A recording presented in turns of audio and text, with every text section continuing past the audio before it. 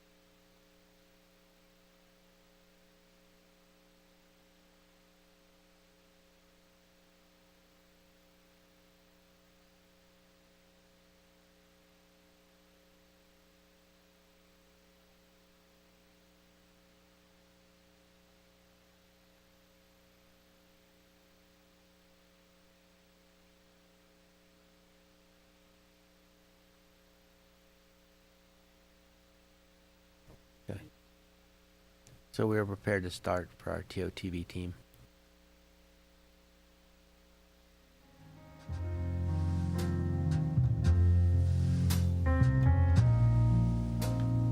This is ground control to Major Tom.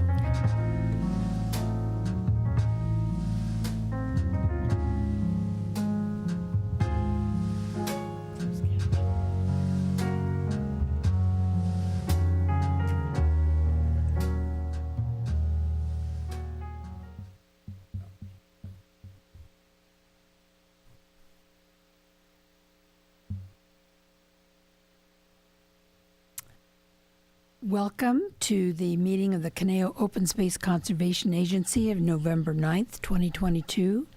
I'd like to call this meeting to order. Will you join me in the salute to the flag, please? I pledge allegiance to the flag of the United States of America and to the republic for which it stands, one nation, under God, indivisible, with liberty and justice for all. Thank you. May we have the roll call, please? Director Bill De La Pena absent. Director Huffer? Yes. Director Jones absent. Director Nichols? Yes. Chair Skay? Here. We do have a presentation, but we will defer that item until a little later in the agenda when the member arrives. Do we have any public comments for tonight's agenda? Don't see any public comment cards. Welcome, Claudia. Please let the record show that member Claudia Bill de la Pena has arrived and joined the meeting. And just in time, because we have a very special item on the agenda. We wish to recognize your service to Caneo Open Space Conservation Agency as you're an outgoing city council member, Mr. Stark. Okay. We have a beautiful commendation. And it reads, whereas Claudia Bill de la Pena began her tenure as a COSCA board member in 2003, and whereas Ms. Bill de la Pena's long-term dedication to COSCA's mission contributed to the growth and development of the agency, and whereas under Ms. Bill de la Pena's leadership, COSCA acquired 795 acres of land for conservation, and whereas Ms. Bill de la Pena actively participated in negotiations to secure the donation of the Rasnow property for permanent protection, and whereas Ms. Bill de la Pena will be departing the COSCA board in December of this year, now therefore I, Rory Skay, Chair of the Caneo Open Space Conservation Agency Board of Directors, on behalf of the board, do hereby commend Claudia Bill de la Pena and thank her for her leadership and commitment to protecting open space lands in the city of Thousand Oaks. Oh, that is wonderful. Thank you. Thank you. Anyone have a camera? Oh, good. You guys want to get in this photo? Board members, we're going to Yeah, get these guys. let's get all of them. Yes, please.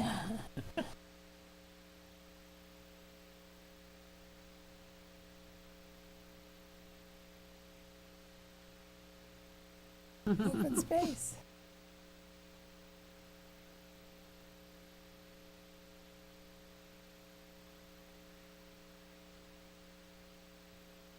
Okay. Well, this is wonderful. Oh my goodness. It's starting to sink in. Thank you so much. This is fantastic. Appreciate that very much. Thank Well, it's the least we can do. Virtually 20 years of service, and I, for one, you really made that Rasnow dedication happen. You took that whole concept and worked with the Rasnows, and it was a long process, but you brought it over the finish line, and that was only one of your great achievements for our open space system. So, Claudia, we really, the whole community owes you a huge debt of gratitude for everything you've done. Well, thank you, Chair Skay, coming from someone who has been a public servant herself with and dedicating pretty much your entire life to open space and the conservation of Santa Monica Mountains is really a compliment. So thank you very much. And indeed. Other members? Yes, Director Heffer. Claudia, I knew you'd been on the COSCA board for quite a while, but I didn't realize it'd been that long. Yeah. Certainly a lot has been accomplished in those years, and a lot of that is due to your leadership through all those years. So I just want to personally and on behalf of the CRPD board, thank you very much for everything that you have done and certainly will continue to do for our community. So thank you very much and congratulations. Thank you. Thank you. Director Nichols. Claudia, I can't believe it's been that much time. I mean, I know you've been a foundation of this organization for so long, but I mean, that is just a tremendous achievement.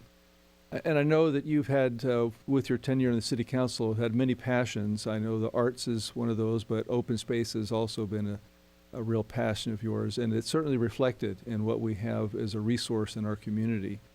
So I just want to thank you on behalf of CRPD and COSCA as well. Again, this is just another one of the kind of the flagship of the partnership between the city and the Park District, as well as the agencies work together in this, third agency that we've created. And I think you've certainly been the heart and soul of so many of the things that have happened here. I just want to thank you for kind of transitioning your passion into actually getting things done. Because sometimes you can have a passion that it just stays a passion, but you've actually helped to get things done. So thank you for your contributions to our community. Well, thank you, Director Nichols Yes. and Director Huffer and Chair Skay. Appreciate that very much. And yes, heart and soul, you mentioned heart and soul, but while we as COSCA directors, we give policy or we decide policy, the nerve center really is the staff and has been for many, many years. And if it weren't for staff, especially the city attorney's office in the Rasnow acquisition, it may have taken longer than 7 years to accomplish it. Who knows? It may not have happened at all. But boy, perseverance sometimes does pay off. And it did in this case. And also commitment and passion helps to protect the environment. And that is why we're all here, to protect our surroundings, which are a prime amenity and one of the main reasons, if not the main reason, that people want to move to Ventura County. So thank you all for your leadership. Appreciate it very much. And as I said at the beginning, it's starting to sink in that I'm going to be leaving the City Council and COSCA and perhaps other boards that I'm on right now after 20 years. It's just been a great ride, I have to say. Thank you. Yes. Yeah. Thank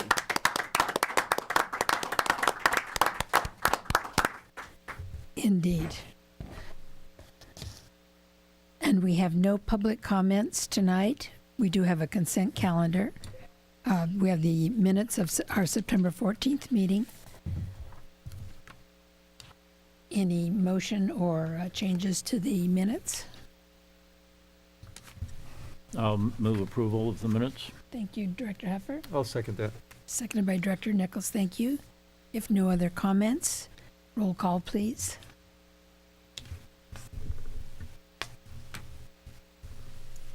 Or we can affirm by affirmation as we're not on the video, correct? Okay. All in favor, please say aye. Aye. Aye. Any noes or abstentions? Sorry, I'm so used to Zoom meetings where you have to do it all. Okay. Our first action item is to establish the days, time, and place for the regular meetings of the COSCA Board of Directors and review of the 2023 meeting dates and adopt proposed resolution 2022-07. Good evening, Chair Skay and members of the board.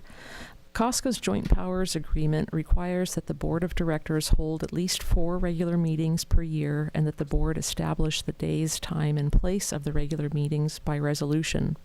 Our original resolution for this, adopted in November 1977, indicates that meetings would occur on the third Thursday of January, April, July, and October at 6:30 p.m. at Council Chambers at 401 West Hillcrest Drive. Since then, the schedule for regular board meetings has evolved in relation to board member availability, as well as the general quantity of items requiring board review and/or approval.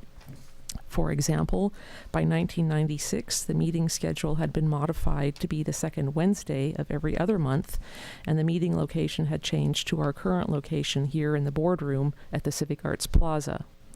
And also by 2013, the next change was that meeting frequency was further modified to be on a quarterly basis. As you know, these days our meetings are now held on the second Wednesday of the month in February, May, September, and November. Your adoption of Resolution 2022-07 will provide the necessary formalization regarding the current days, time, and place that the regular COSCA Board of Directors meetings occur. And with that, I'm available for questions. Any questions of staff? If not, do we have a motion for adopting the meeting schedule? I'll make that motion to approve the schedule as shown by staff. We have a second? I'll second. Second, thank you very much. Any other discussion? Hearing none. All in favor of the motion, please say aye. Aye. Aye. Aye. Any abstentions or noes? No, that motion carries. Thank you very much. And of course, we know that sometimes there are special meetings that are called, or if a quorum is not present, we move to a different date. But this establishes the regular meeting schedule. Thank you. So our next item is to authorize appropriation of the Woolsey Fire Recovery Funds for invasive plant management, fuels management projects, and oak tree planting. Mr. Stark. Madam Chair, members of the board, the item before you tonight is authorization of a conditional appropriation of Woolsey Fire Recovery Funds for invasive plant management, fuels management projects, and oak tree planting. COSCA's strategic plan and guiding principles place the highest priority for management of COSCA property on maintaining the ecological values of the land. One of the ways we do this is through management of invasive plant species that degrade native plant communities. Another often overlooked threat caused by invasive plants is their contribution to regional fire threats. Certain species act to increase fire intensity, the speed of fire spread, or create elevated ember casts that can impact neighboring homes. By removing these species, COSCA can support ecological improvement and reduction in fire threats. COSCA has a set of active projects underway, and staff are seeking funding to expand these efforts throughout the open space system. One component of our project planning is to leverage COSCA funding with available grant funding to expand the impacts of COSCA's projects and our financial investments. One potential source of significant funding is the Federal Emergency Management Agency, best known as FEMA. In 2021, FEMA developed the Building Resilient Infrastructure and Communities program, also known as BRIC. BRIC provides grants to identify mitigation actions and implement projects that reduce risks posed by natural hazards. Also to promote partnerships to enable high-impact investments and to reduce disaster losses and protect life and property from future disasters.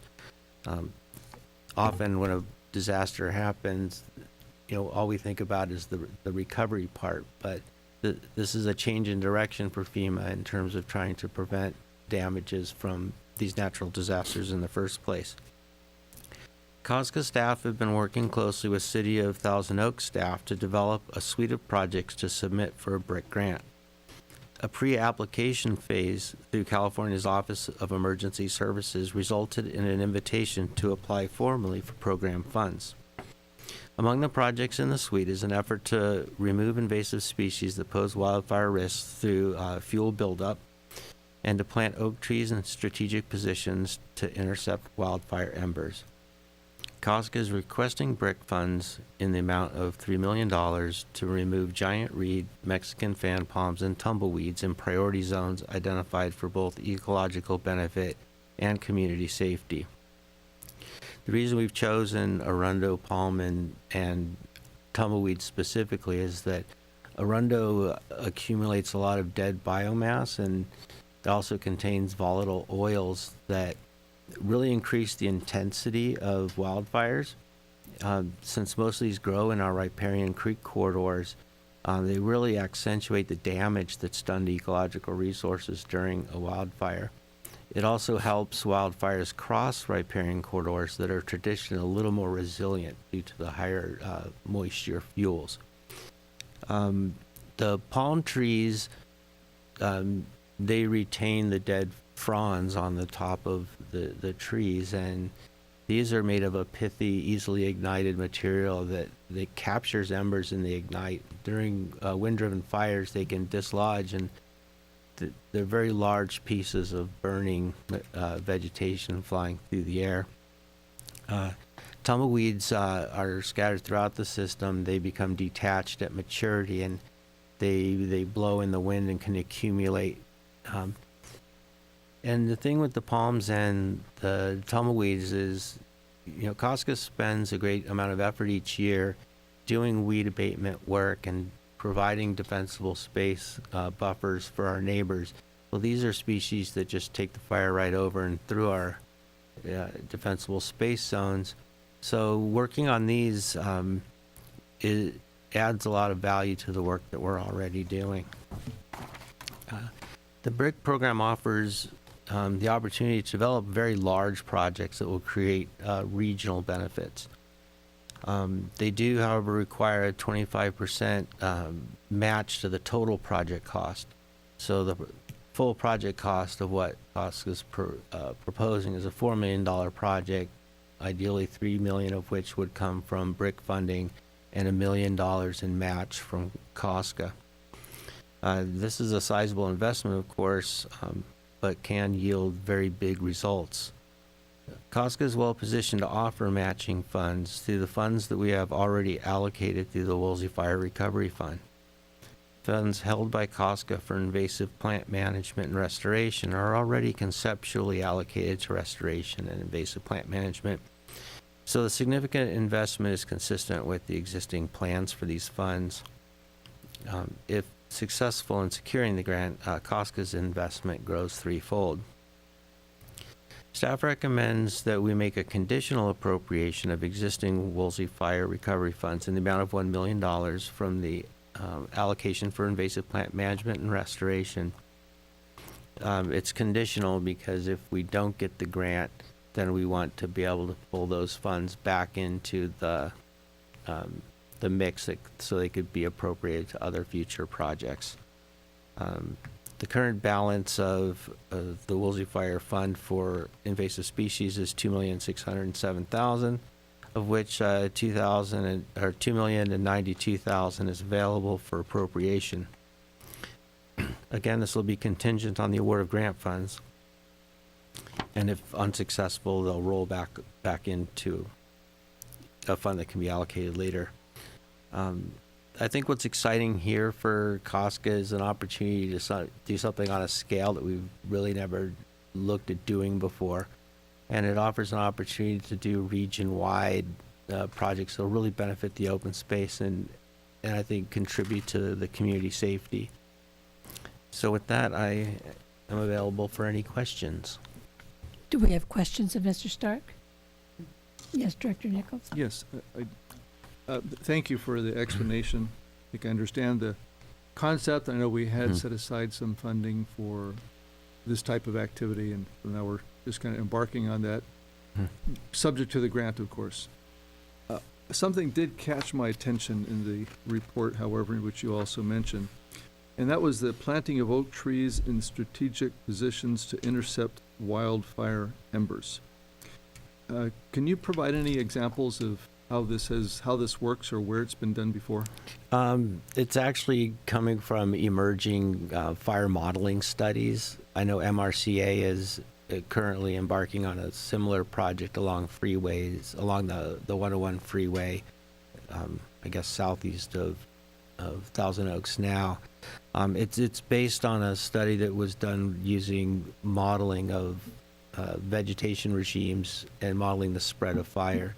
And he found that in areas where the oak trees were present, that the ember cast would be reduced, and thus reduce the potential of fire spreading over, say, a freeway or through a defensible space zone.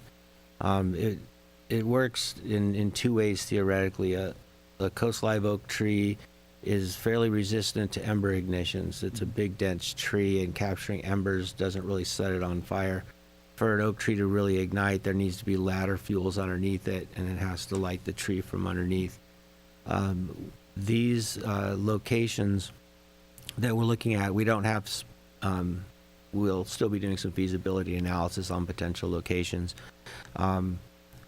But these will be in existing fuel modification zones where the understory vegetation is already managed, so we won't have the ladder fuels to actually ignite these trees.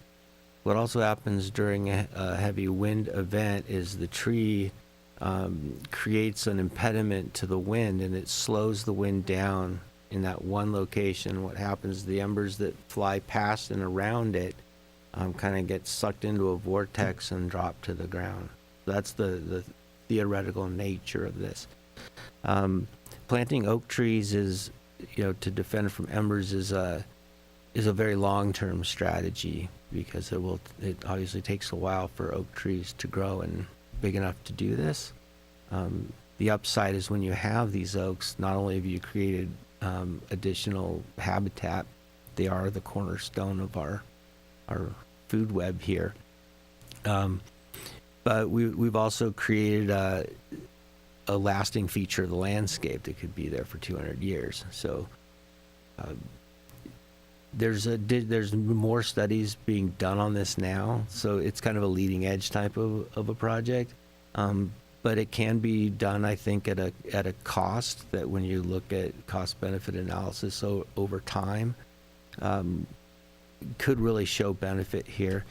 And at the end, we think it will make a difference. If at the end of the day all we end up with is a bunch of oak trees, I'm actually really happy to have a bunch of oak trees too.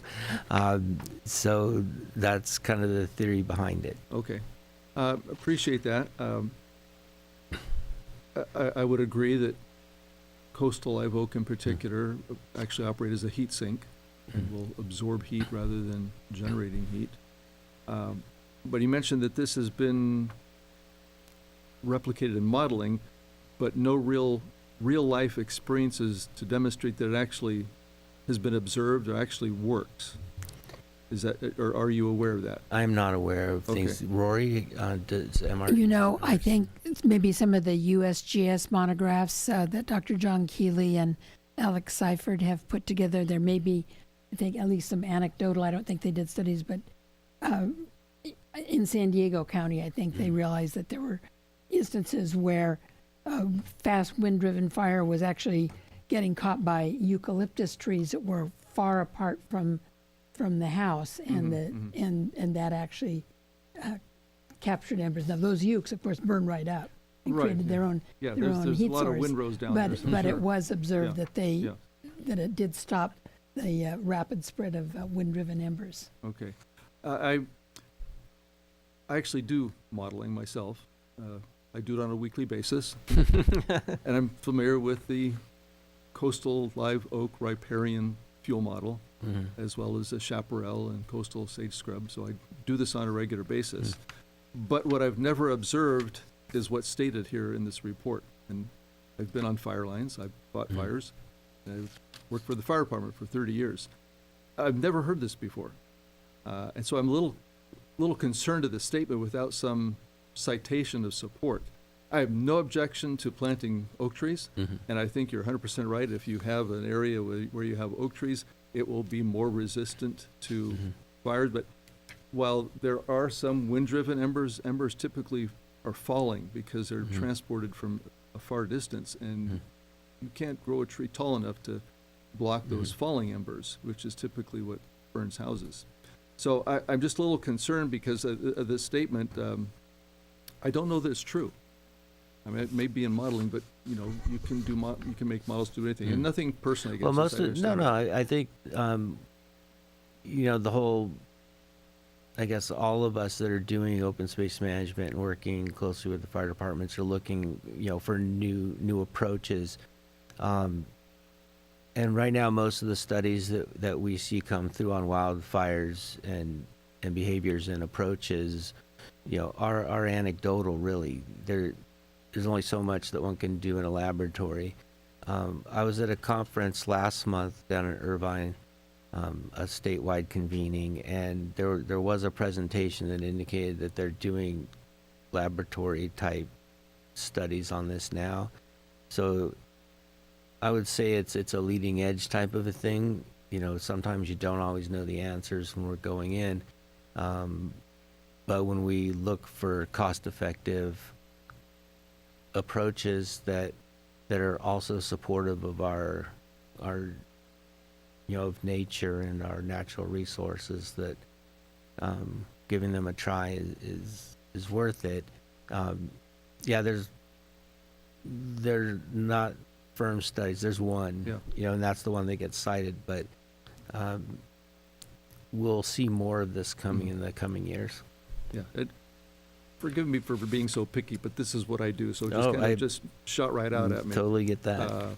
And so I get it. I can understand where it may help, but to make that kind of a statement just kind of concerns me because it's not supported and not supportable at this point. And I would be concerned that if someone says, well, I'm going to plant a row of trees there and now that'll stop all wildfire from coming to my house, or something says that it may help to reduce or may help to minimize rather than prevent embers from affecting them. Well, I think in the realm of truth in advertising, I'd say that probably applies to most of our actions that we're doing out on open space management, you know, as they relate to fire, because everything's very unpredictable out there. But your point's well taken. Yeah, again, planting trees is a good thing. Well, especially our native coastal live oak. Yeah. But I guess that just kind of caught me by surprise, and thank you for the explanation. Okay. Thank you, Director Bill de la Pena. Thank you. And speaking of planting trees, I was wondering, and it's being referenced on page 10, if you could elaborate on how we would water any new plantings in this drought. Yeah. Successful oak planting it partly depends on nature, but these will have to be remote watering systems that'll be on-site, manually filled water tanks that automate irrigation. Like all restoration projects, they require a little help from nature along the way. You know, in the current drought cycle we've had, I mean, we're currently losing oak trees at a pretty high rate. And trying to get new ones going is, you know, maybe a heady thought, but the oak is still the best adapted tree for our region. And if planted during the right time of year and given care when needed and mindfully managed, I believe it's very possible to do that. And then you mentioned that you haven't decided on locations yet as to where the restoration would take place?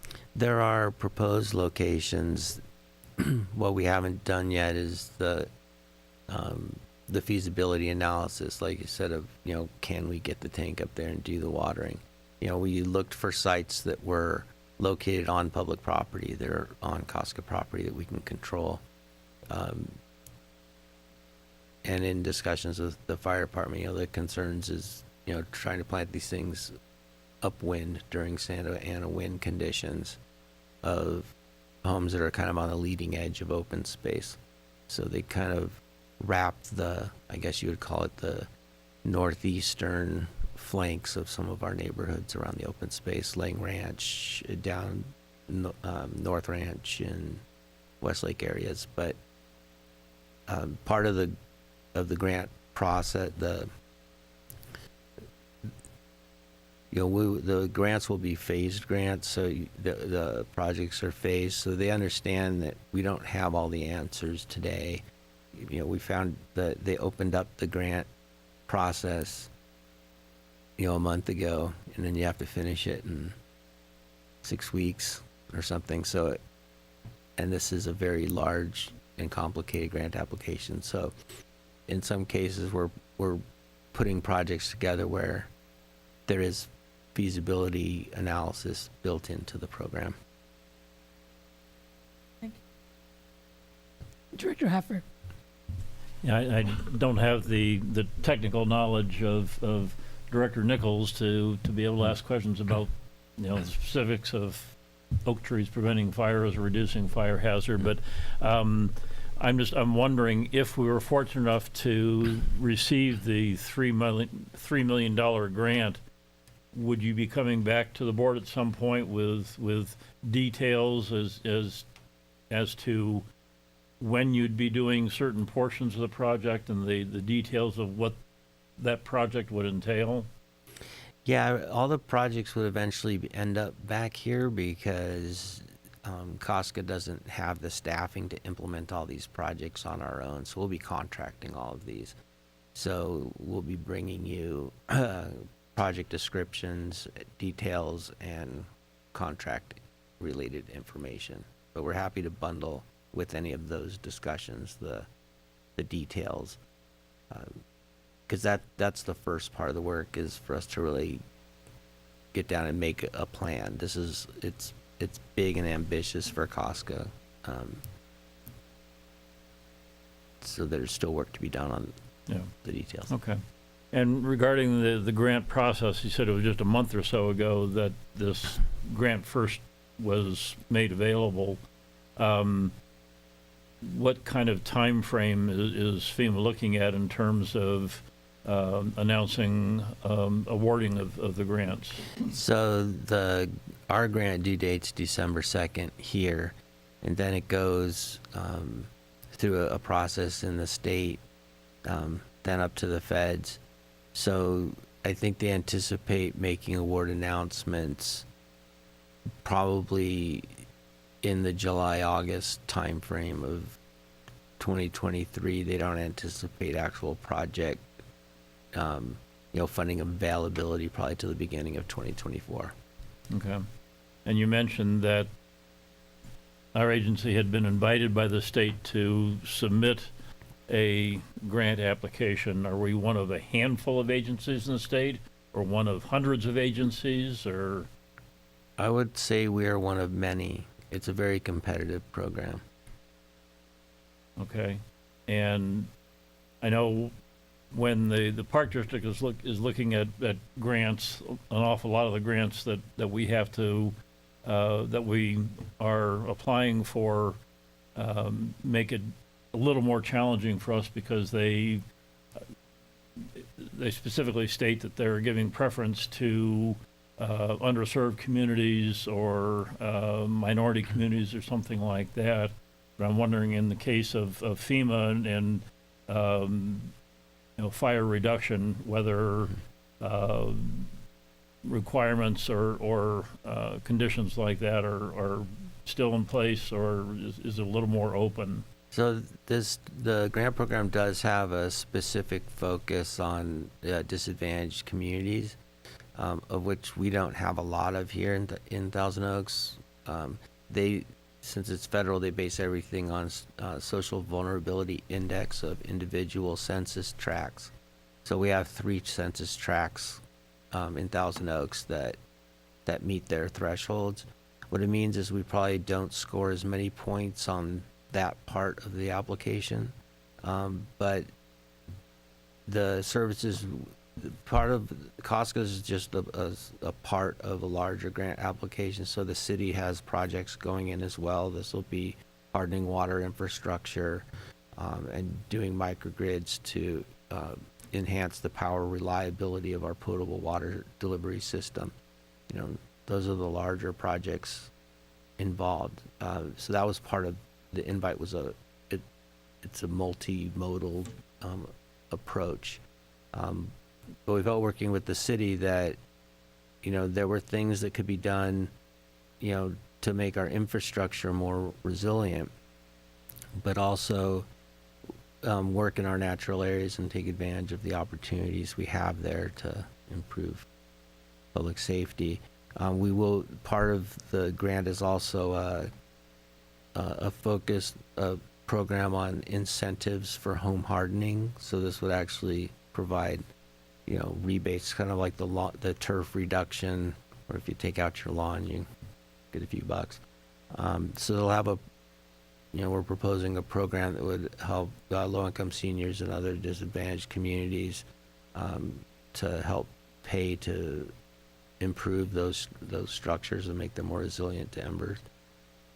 But some of this would also be made available to the general public in high fire hazard severity zones because we know that more hardened homes means more community safety.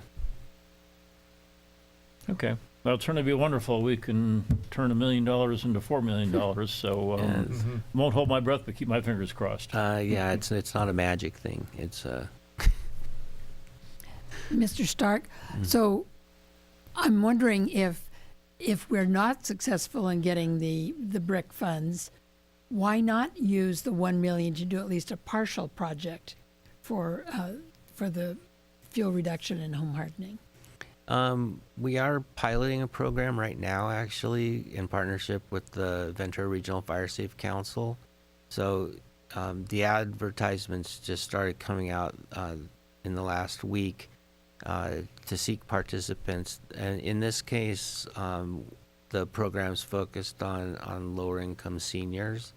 So we're reaching out to senior concerns and other agencies that work with seniors to identify potential applicants.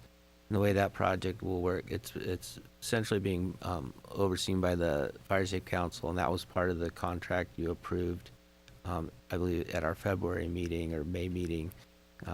So one of their scope of work items, we allocated $27,000 to assist with home hardening practices. And this involves an application. They'll have a home ignition zone inspection by a trained person, and they'll identify some practices, and then we'll assist in getting those practices implemented. And we started that because we were confident the state was moving in this direction. That in Southern California, some of the most important work to be done here is home hardening. And so the state it is putting money into this, and so we kind of wanted to get ahead of the game and try it out. So we will at least have some experience, even in the next few months of doing this. We've developed criteria and working on the community relationships with the agencies that are more connected with our target audience. But there's nothing to say that we couldn't expand programs like that. But the state's offering, if we don't get the large grant too, the state has a number of grant programs of their own, and right. So this isn't the end all for grants. We're constantly looking over grant opportunities and trying to match some of our goals with the state's goals. Great. Yeah, I was just going to suggest that maybe if we're not successful in the $3 million and there aren't any other like CAL FIRE grants that require match, that maybe you bring back an idea of a more targeted fuel reduction, invasive species removal, tree planting project, more discreet, to use that $1 million out of the Woolsey Fire Fund. I'd be open to that. Yeah, well, we're having depended on grants for 3 decades now for my career, it's never about getting that one grant. It's just about being creative and working hard to find these opportunities and line them up. We have what a lot of communities don't have, and we have some resources to put into this to match grants and to be an attractive grant recipient. So I anticipate that we, whether or not we get this one grant, we can do whatever we set our minds to. Okay. Thank you. Any other questions of staff? Do we have a motion for the recommendation? Move staff approval or recommendation. Do we have a second? I'll Second, Director Huffer, thank you. If no further discussion, all in favor, please say aye. Aye. Aye. No noes or abstentions. Thank you very much. And let's see. Oh, now we have the volunteer corps activity. Is that you, Ms. Hubert? Thank you, Chair Skay. I just have a brief PowerPoint. For September and October of this year, Trail Watch and Trail Adoption volunteers logged the following hours. Trail Watch had 45 reports and 81 hours donated, and Adopt a Trail had 46 reports and 65 hours donated. And as always, we very much appreciate the efforts of all our volunteers. Their dedication is an important component of our resource stewardship efforts. And with that, I'm available for questions. Director Nichols? Thank you, Madam Chair. I just had a quick question. When I see the little adopted by signs on the trails, are those the same people that are reviewing their own trail and giving you a report? Yes. It is? Okay. Yes. All right. Very good. All connected. Okay. All right. Just wanted to know who to thank for that. So, thank you. Okay, thank you. All right, now we go to Mr. Kuba for the Ranger Operations and Maintenance Report. Whoops. Yeah. Except it closed the trails for the next couple of days, but that was really nice to get some rain. I do have a PowerPoint presentation, and I'll start off with our fall trail workday. As you can see, it was nice and cool and cloudy and a beautiful day. We had about 70 plus volunteers plus the rangers, and we worked on the Wishbone Trail above Westlake. It was a really, really nice day. A lot of work got done, and this new rain that came in will help compact the soil back in, and I think that that trail is going to be around for a long, long time. So it was a good day, and tacos after trail work, so that's always a plus. Here's a group picture of all the new rangers and a good portion of the Los Robles Trail behind them. It's rare when we get all the rangers together in the first place, but to have all the new ones there too was really, really nice. So I figured that needed to be a little beauty shot. Mm-hmm. We had some vandalism on an oak tree down in Wildwood. It was very dramatic. We're not sure what they did exactly, but it was almost like cores that were taken out of a trunk. We had a local resident recommend a natural resin product that the rangers mixed with oak sawdust and pushed it in, and you can see the rangers' hands all dirty from the resin mix and the sawdust, and put it in, and it's virtually invisible. So it was a good repair. We're going to keep an eye on it, and if that product works, if we ever have vandalism on oak trees again, we'll use that product. But I always point out the vandalism that happens and the creativity of the rangers and the public to repair things and try and make them look as natural as possible. But gosh, I hate vandalism like that. It was pretty ugly. One of the critter shot that I'm going to be trying to do every meeting, and this is a male tarantula, and they've been out for the past month or so looking for female tarantulas. Typically you wouldn't see a tarantula. They're mostly crepuscular or nocturnal, but the males tend to run around like crazy, and so you do see the males running around occasionally. So that's the critter shot for today. And how does it get in open space once again? So I still don't understand what the thought process is to take a couch out into open space. If you notice on the left side that has a piece of blue tape and a tag on it, so we tag things that look like they might have value for 72 hours before we remove them. Here's some projects that are, I'll say this right now. When I asked the Rangers for pictures, they got so excited and they kept sending me more and more pictures over a couple of days because with the new Rangers on, there's a real wave of energy behind it. So we're excited to re-sign the wood signs in Wildwood. People have asked, well, why don't we just go to more modern signs? And I really don't feel like that fits the personality of the park. So we have a big routing machine that we work, and the new Rangers are learning how to use that. And so we're going to have some new signs out there in a week or so. Training, we're gearing up for a lot of training coming up. The Rangers and Anna and Brian went to helicopter training that we organized up on Firecracker Hill. And I really like helicopters, so I went too. It was really good. We invited the National Park Service, law enforcement, the who else? State parks were there, and our rangers. Great training on how we should act on the ground when a helicopter's coming in for a rescue, which we do, 15, 20 times a year. So that it was a good communication with the pilots and a good communication interagency-wise. So really good training. We also had mountain bike training put on by some of our COSCA board members who are really good mountain bikers and do bicycle training professionally. So they took the Rangers out for some handling training. That was really good. And today the Rangers were out in driver's training, but that's not the picture from driver's training. That's from another fence accident on Hillcrest a couple weeks ago. So that's the Woodcrete fencing, and you can see where you're standing about where the truck went through, but you can see the damage all the way down the fence line there. So Woodcrete is something that if you tap it, it breaks like glass.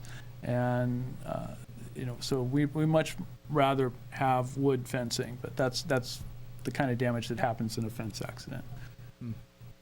This is Lake Eleanor off of Westlake Boulevard, and we are continuing to work out there to clear the spillway for potential lots of rain. And so the Rangers have been out there about every other week or so doing some kind of tule and cattail removal.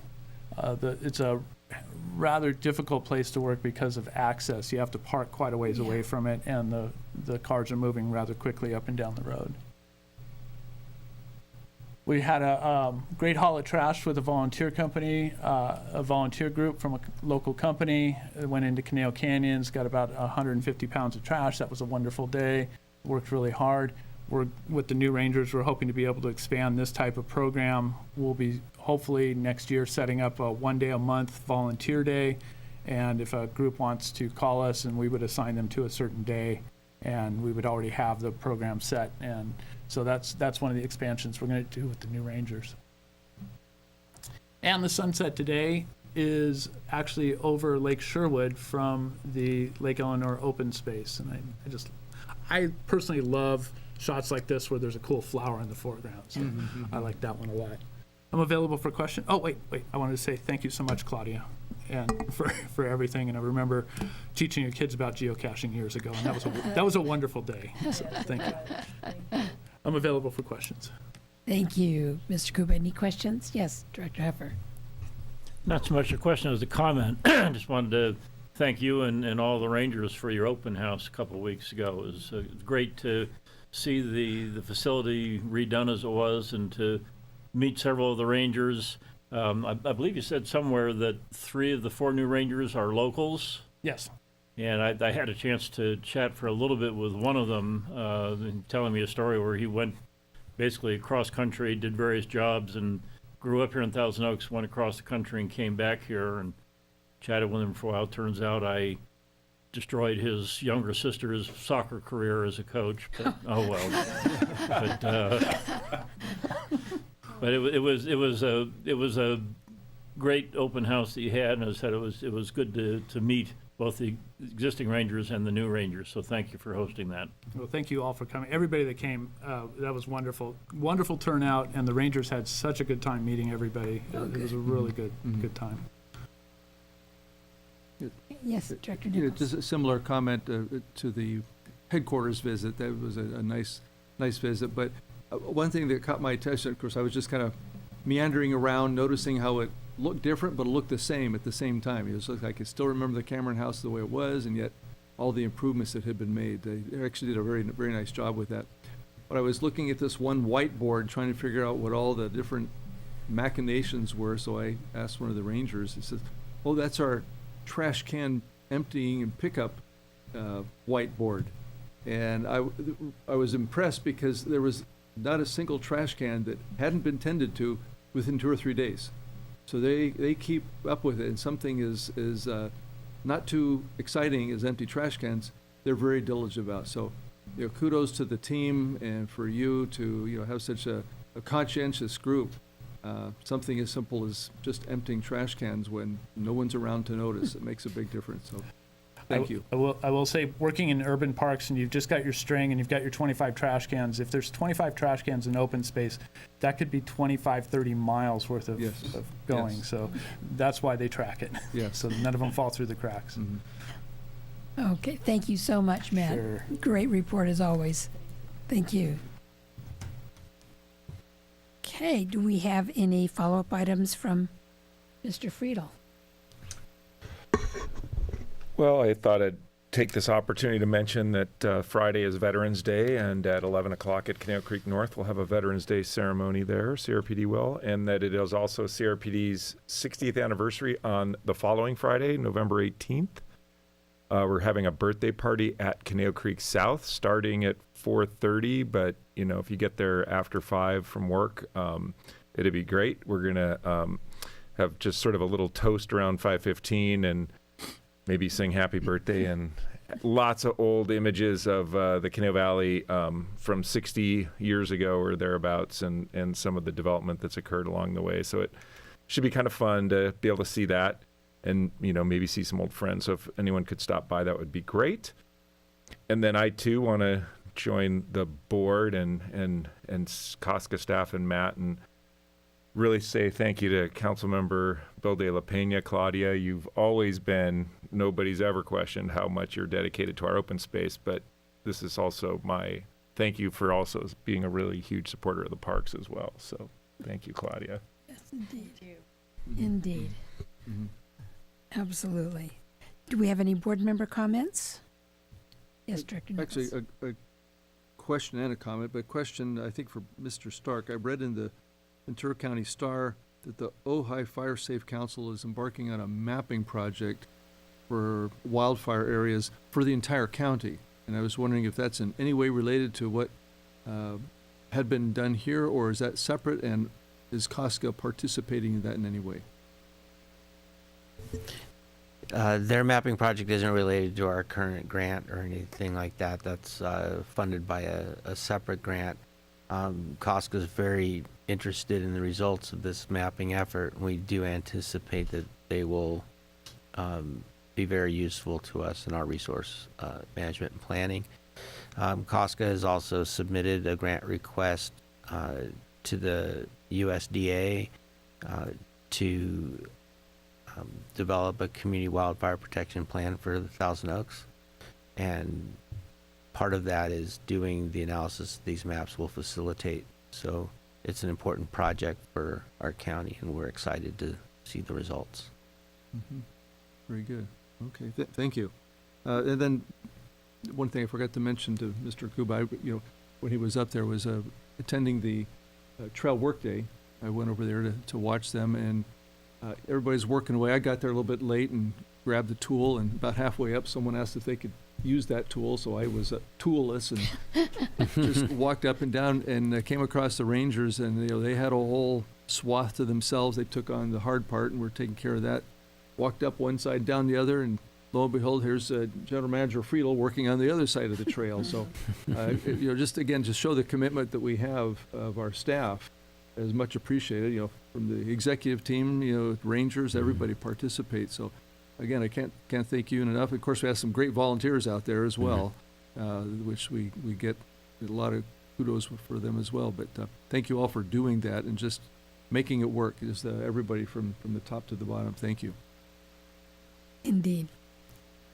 Well, if there are no other board comments, I too would like to say that hasta la vista. Go with God. We loved having you on COSCA, Claudia. Thank you so much for everything. As I said, it's been an absolute pleasure and just such a delight to be surrounded by people who have the same passion for protecting our environment. Thank you. You bet. And with that, we will adjourn this meeting until our next scheduled meeting in We actually February. have a- Thank you. Closed session. Yeah, we do have a closed Oh, session item. never mind. So the regular part of the meeting is adjourned, but we're going to close session. Thank you, Chair. There's one item in item 10 on the agenda to be discussed in closed session. That's conference with real property negotiators, and that's to discuss 4 specific APN numbers that are listed in the agenda. The agency negotiators are Brian Stark and Noel Doran, and the negotiating party is Andre Metzger.